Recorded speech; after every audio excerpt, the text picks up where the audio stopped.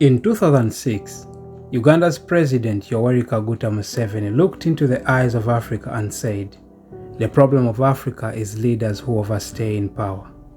Today, nearly 40 years since he first took office in 1986, he still holds on to the very power he once warned us about. This is not just about Uganda. It is Zimbabwe, Cameroon, Congo, Equatorial Guinea, Sudan. It is Africa's tragedy. Africa is a land of young dreams rolled by old hands, a continent with the youngest population yet the oldest presidents. But why? Because power once tested is rarely surrendered. They come with promises of change, but leave behind chains. They build roads with one hand, then silence opposition with the other. Constitutions are torn like old paper, term limits are deleted, and voices of dissent buried under tear gas. We vote, but our votes don't count. Our presidents grow old in power, but we grow old in poverty. How many wars have been fought because one man refused to step down? How many futures have been stolen by a leader's fear of losing relevance? Once, Africa had leaders who led and left, who chose dignity over dominance. But today, the seat of power has become a throne, and democracy a dance with no music. Dear Africa, your people are not asking for perfect leaders. They're asking for humble ones, leaders who know when to lead and when to let go. Ladies and gentlemen, welcome to my podcast, where we talk about Africa and how we can make it a better place. But have you ever asked yourself why African presidents or leaders cling on power, even when they come with promises of a good life, freedom, jobs, schools, and hope? But time passed, and they stayed and stayed and stayed. From Kampala to Kinshasa, from Harare to Yaoundé, leaders once called heroes became the very chains they sought to break.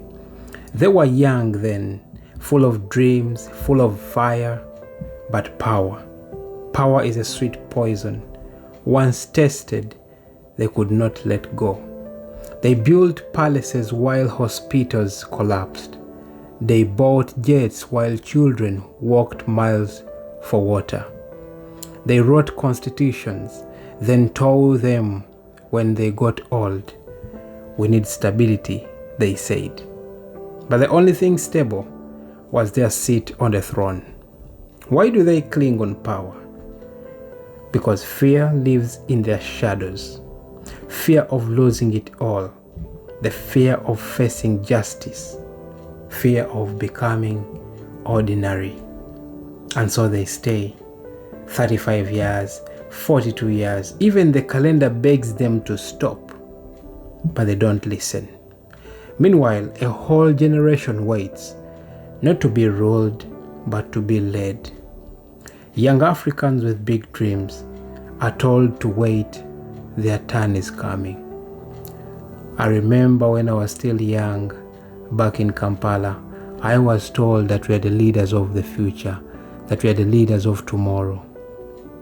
40 years down the road, I am an old man.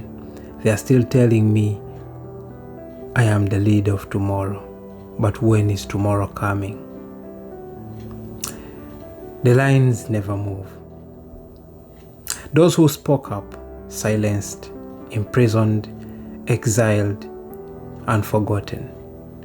Africa bleeds quietly, not because we lack talent, not because we lack vision, but because our future is held hostage by yesterday. But still, hope rises in every village, in every slum, in every heart that believes in a new Africa. We cry not because we are weak, but because we care. Because we know Africa is more than one man, more than one seat, and more than one era. So to the leaders who stayed too long, let go. Let history remember you with grace, not with shame, And to the youth, don't give up. Your time must come. Because Africa does not belong to the past, it belongs to the bold. Power is not meant to be owned, it is meant to be passed on. And hopefully, someday, African leaders can get to learn that. Thank you.